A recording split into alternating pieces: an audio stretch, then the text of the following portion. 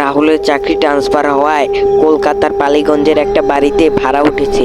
বাড়িটা বেশ বড় ছিল, কিন্তু ভাড়া অনেক কম ছিল।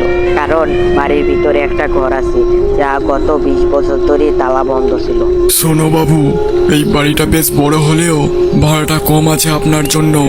এখানে একটা ঘর আছে, 13 নম্বর ঘর। ওই ঘর ভুল করে খুলবেন না বাবু, ও ঘর খোলা মানা। ভিতরে ঢুকলে কেউ আর ফিরে আসে না।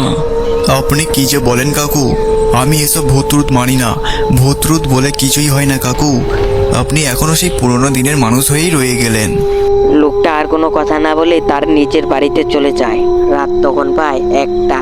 চারিদিকে শিয়ালের ডাক, জানালায় ঠক ঠক আওয়াজ। রাহুল ঘুমাতেই যাচ্ছিল, তখনই দেখতে পারলো 13 নম্বর ঘরের নিচ দিয়ে আলো আসছে। রাহুল কিছুটা বুঝতে পারলো, মনে হয় 13 নম্বর ঘরে কেউ আছে। রাহুল কিছুটা চিন্তিত হয়ে বাড়িওয়ালাকে ফোন করলো আর বলল, বলেন বাবু, এত রাতে আমাকে ফোন করলেন কেন?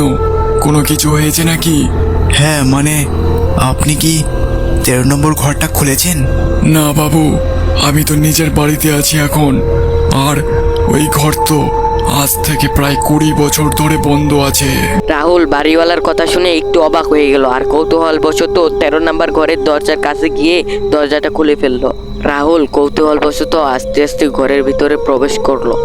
রাহুল ঘরে ঢুকে দেখতে পেল ধুলা বালু, মাকড়সার জাল এবং পুরাতন কিছু কাঠের জিনিসপত্র এবং একটা আয়না দেখতে পেল, যা লাল কাপড় দিয়ে ঢাকা ছিল। আর রাহুল কৌতূহলবশত কাপড়টা সরিয়ে দেখতে পেল আয়নাতে সে একা নয়, তার পিছনে একটা মেয়ে ঘোমটা দিয়ে মুখ ঢেকে দাঁড়িয়ে আছে। আর তা দেখে রাহুলের অবস্থা খারাপ হয়ে গেল।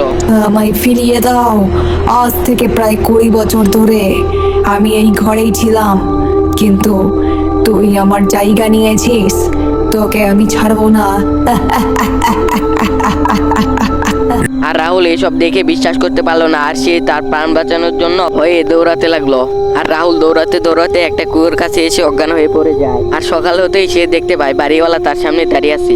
এ কি কাকু, আপনি? আমি তার মানে সারা রাত এখানেই ছিলাম? হ্যাঁ বাবু, আমি আগেই জানতাম এমন কিছু ঘটবে। কিন্তু কাকু, ওই 13 নম্বর ঘরের মেয়েটা কে ছিল?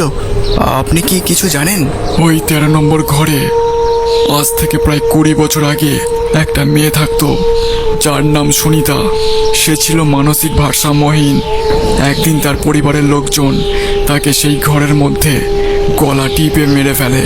তার আত্মা নাকি আজও ওই ঘর ছেড়ে যায়নি। আপনার ভাগ্য ভালো, তাই আপনি বেঁচে গেছেন।